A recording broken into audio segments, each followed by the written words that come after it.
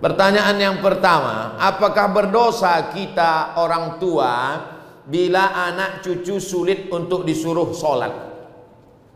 Muru auladakum bisolah, suruh anakmu sembahyang wahum abna'u sab'a sinin, umur 7 tahun. Yang umur 7 tahun angkat tangan? Oh, tak ada. Umur 7 tahun suruh dia sembahyang. Kalau sholat umur 7 tahun, berarti baca surat pendeknya umur 5 tahun. Makanya ibu sambil memasak pagi, sambil memeras santan, sambil menggoreng nasi, Bismillahirrahmanirrahim, Alhamdulillahi Rabbil Alamin, Ar-Rahmanirrahim, Maliki Yaumiddin. Anak itu mendengar, hafal dia tanpa melihat Al-Quran. Dia tak bisa baca, tapi dia bisa hafal. Maka nanti umur 7 dia akan sholat. Umur 7, wadribuhum fil asrah. Umur 10 pukul dia. Tapi pukulnya tangan tak boleh terlalu tinggi, jangan sampai patah, jangan sampai maaf kena alat vital, jangan sampai lebam, jangan sampai tali telinga, lepas telinga itu sebelah. Abang, kata bininya, kemana telinga abang? Itulah ditarik omakku dulu tak sembahyang. Nah, oleh sebab itu maka ini penting. Wadribuhum fil asrah. Masukkan dia ke pondok pesantren, SD IT, SMP IT, SMA IT. Yang tahan berpisah dengan anak, masukkan ke pesantren boarding school. Yang tak tahan berpisah, masukkan full day. Di Medan banyak, masuk pagi, jemput sore. Tidak ada yang bisa mengontrol, mengawal anak-anak kita ini selain benteng terakhir pendidikan anak-anak kita adalah sekolah agama. Sudah disekolahkan agama, sudah dikasih makan halal, sudah dikasih tunjuk ajar, sudah dinasehati, tak juga kita sudah tidak kurang usaha. Wala taziru waziratu wizra ukhra, kita tidak memikul dosa orang lain. Bapak tak memikul dosa anak, ibu tak memikul dosa cucu, dosa tanggung masing-masing. Tapi kalau tak dididik dengan baik, tak sholat mereka, tak puasa mereka, pacaran mereka, LGBT mereka, maka ibu dan bapak berdosa karena menyia-nyiakan amanah. Alhamdulillah, masjid penuh, anak-anak datang. Alhamdulillah, tuh anak-anak banyak datang. Jangan takut ibu, jangan takut berdosa karena sudah dibawa anak ini ke masjid. Mana yang lebih kita dulukan? Kewajiban kita sama Allah atau sama suami? Kasihlah contoh. Kalau pertanyaannya umum, gimana saya mau jawab? Allahu Akbar, Allahu Akbar, kata azan. Datang lakinya, kau buatkan aku dulu kopi. Mana yang lebih didulukan? Ibu sholat atau membuatkan dia kopi? Ini tak akan terjadi. Kenapa? Karena bapak itu pasti ke masjid sebelum azan. Mana mungkin dia minum kopi orang azan? Tapi ibu dapat Fir'aun, inilah.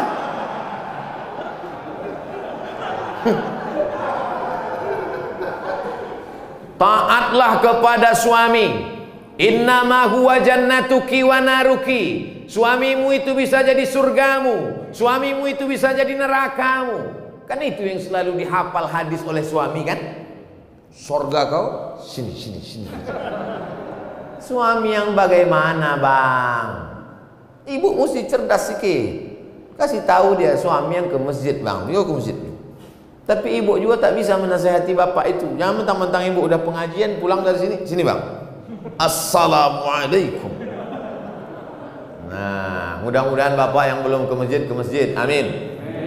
Tapi kalau ditengok ini bapak ini sama ibu ini orang-orang masjid semua, insyaallah. Kita doakan mudah-mudahan dapat hidayah. La ta'ata li makhluqin, itu kaedahnya. La ta'ata li makhluqin fi ma'siyatil khaliq. Tidak ada ketaatan kepada manusia kalau menyebabkan durhaka kepada Allah. Ibu disuruhnya misalnya buka jilbab. Aku tak suka lah nengok kau jilbab, macam nenekku tengok. Coba kau buka jilbab itu, kau cat warna kau, rambut kau 3 warna, merah, kuning, kelabu. Ibu tak mesti patuh, karena perbuatan itu melanggar syariat Islam. Taat dan patuh pada suami selama itu taat kepada Allah dan Rasulullah sallallahu alaihi wasallam. Kalau disuruhnya ibu pakai jilbab panjang, patuh. Kalau disuruhnya ibu ikut pengajian, bagus. Kalau disuruhnya ibu bersedekah, patuh. Tapi kalau disuruhnya melawan perintah Allah, la ta'ata. Itu kaidahnya. La ta'ata li makhluqin fi maksiatil khaliq. Tak ada ketaatan kepada makhluk kalau menyebabkan maksiat kepada Allah. Ustadz, apakah kita terlalu khawatir dengan virus COVID ini bisa merusak akidah kita, Pak Ustadz? Misalnya bapak saking takutnya kena penyakit paranoid, ketakutan tak tentu arah, itu tauhidnya sudah kena itu. Wa kadzalika ja'alnakum ummatan wasata. Kami jadikan kalian umat yang pertengahan, tidak terlampau berani sampai nantang-nantang petantang petenteng, tidak pula terlampau takut. Bukan ekstrim kanan, bukan ekstrim kiri, tapi pertengahan. Berserah diri kepada Allah, beribadah, ikut protokol, tetap ikuti. Jangan terlalu terbawa oleh media. Yang namanya penyakit itu dari dulu sampai sekarang ada. Dan tak semua orang yang kena COVID mati, dan tak semua yang mati itu kena COVID. Ada juga yang mati kena bersin. Berapa banyak orang tak sakit mati? Menguap mati. Banyak orang yang tidur mati. Tidur, ketuk pintunya subuh, tak bangun-bangun. Pas dipegang, udah dingin macam es batu. Oleh sebab itu, berapa banyak pula yang dinyatakan positif, sehat. Nah, itu jangan terlalu takut. Semua yang mati itu, kata Nabi, lan tastakmil rizqaha wa ajalaha. Lan tamuta nafsun. Tidak akan mati orang qabla an tastakmila rizqaha wa ajalaha. Kalau sudah rezekinya penuh, kalau sudah umurnya penuh, pasti dia mati. Kenapa Abdul Somad itu tak mati-mati? Belum penuh. Mau dibunuh orang, mau diusir orang, disantet orang. Kalau memang belum penuh, tak mati. Tapi kalau sudah penuh, mati. Nah, ibu-ibu, bapak ini semua belum penuh lagi. Nanti kalau ada yang penuh, kemana sih anda kemarin? Udah penuh dah. Mati lewat. Jadi jangan terlalu takut. Takut itulah yang membuat kita akhirnya imun kita jadi turun. Kalau sudah imun kita turun, maka kekebalan tubuh kita hilang, penyakit pun datang. Saya tidak tablik akbar nih dari bulan Maret, April, Mei, Juni, Juli, Agustus. Pertama kali saya keluar sejak COVID, inilah ke Medan. Tapi tetap dengan protokol kesehatan. Nah, saya bawa-bawa kan ini biar jangan apa kali COVID itu. Insya Allah anak saya lepas pesantren akan lanjut ke Sudan. Nah, Sudan tempat saya kuliah tuh.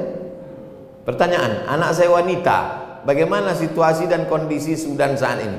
Sudan terjadi revolusi peralihan kekuasaan dari Jenderal Omar Bashir setelah 30 tahun berubah sekarang, dan terjadi kesepakatan antara tentara dan sipil.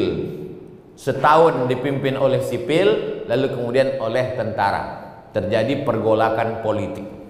Tapi bagi mahasiswa tidak terlalu berefek. Saya di sana bulan 12, 2 kali. Bulan Juli, kemudian bulan 12 saya datang lagi.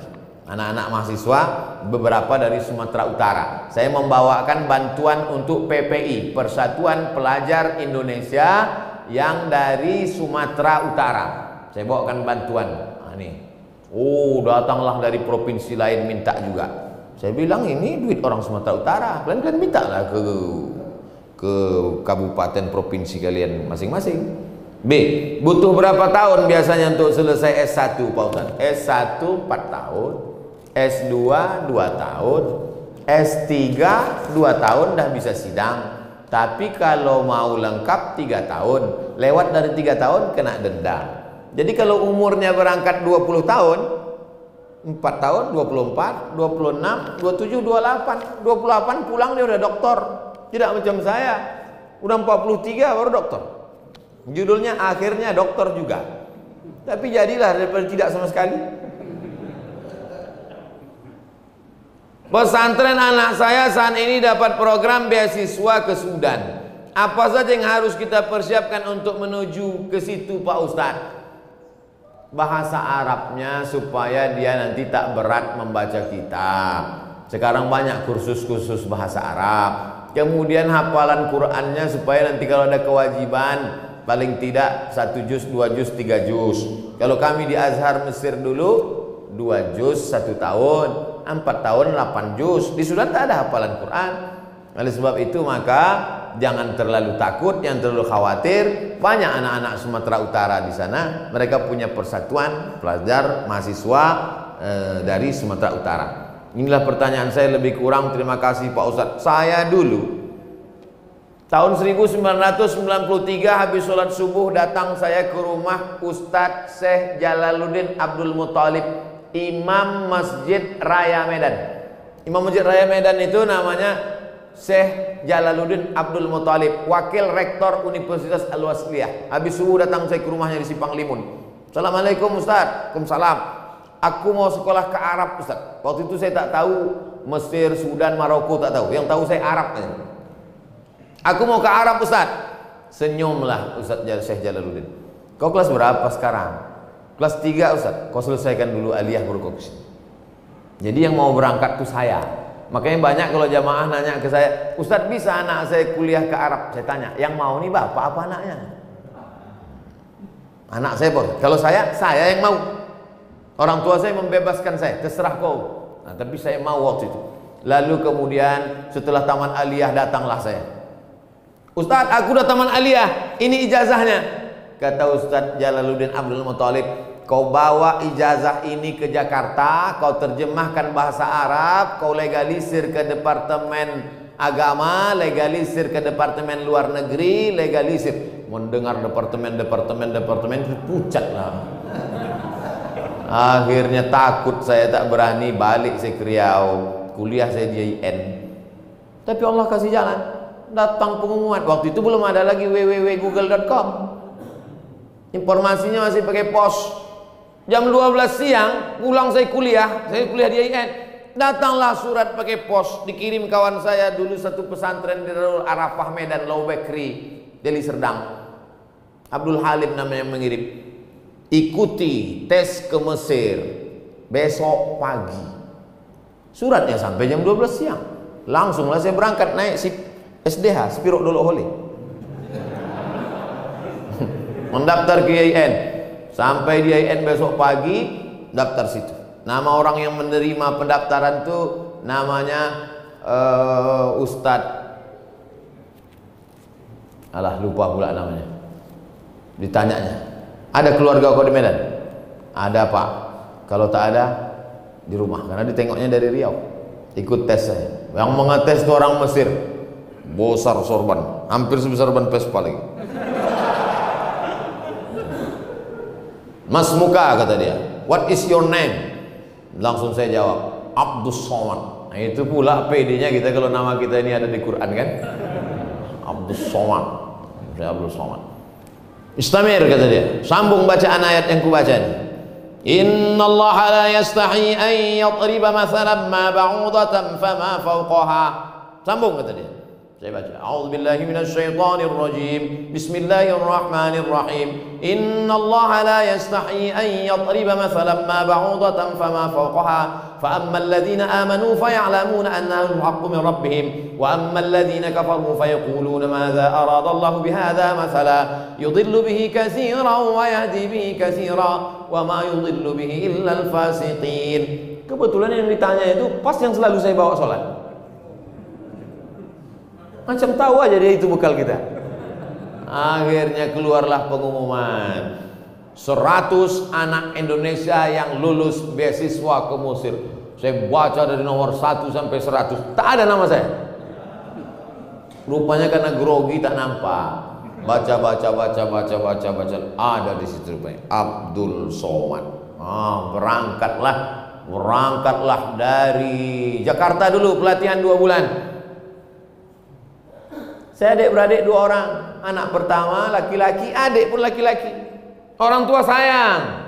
Bukan saya ini 12 orang lalu pergi satu, lupa dia. Nah, pergi. Kata mak saya tak sampai hati dia melepas. Tapi ada bang mak saya, buat saya. Kata dia, kalau ada yang melarang kau pergi, harimau mati meninggalkan belang, manusia mati meninggalkan nama. Kau nanti mau meninggalkan nama baik apa nama buruk? Kata dia. Bangkit semangat. Bangkit semangat, berangkat. Setelah 2 bulan naik pesawatlah dari Cengkareng. Mak, jangan buat kenduri sebelum aku pasti berangkat. Itu saya pesan dari awal. Karena takutnya potong kambing RT RW datang, tahu-tahu tak jadi kan, malu. Sebelum aku yakin berangkat, jangan buat kenduri. Begitu sudah di Cengkareng, udah mau berangkat, baru telepon. Aku sudah mau masuk pesawat nih. Kalau mau buat kenduri, kendurilah. Saya dari dulu memang begitu. Takut saya berspekulasi. Lalu kemudian berangkatlah kami naik Royal Jordan Airlines. Kenapa pesawat itu Ustaz naik? Itulah tiket paling murah. 5 September 1998 sampailah saya di Kairo, Mesir. Di sana itu ada 2, satu HMM, Himpunan Mahasiswa Medan, yang satu lagi ke SMR, Kelompok Studi Mahasiswa Riau. Saya ikut Riau, karena orang tua saya di Riau. Oleh sebab itu lanjut, kemudian S2 ke Maroko, habis itu S3 ke Sudan, habis itu dapat visiting profesor dari Brunei Darussalam, habis itu Datuk Seri Ulama Asia Tenggara, habis. Yang tinggal belum satu lagi, almarhum, tinggal itu lagi. Bapak Ibu yang dimuliakan Allah Subhanahu wa taala, hidup ini kita jalani saja, bangkitkan semangat, insyaallah menatap tatapan Bapak Ibu adik-adik semua, insyaallah kita ini semangat semuanya insyaallah. Amin. Ya rabbal alamin. Ala hazihi niyah wa kulli niyatin shalihah. Al-Fatihah.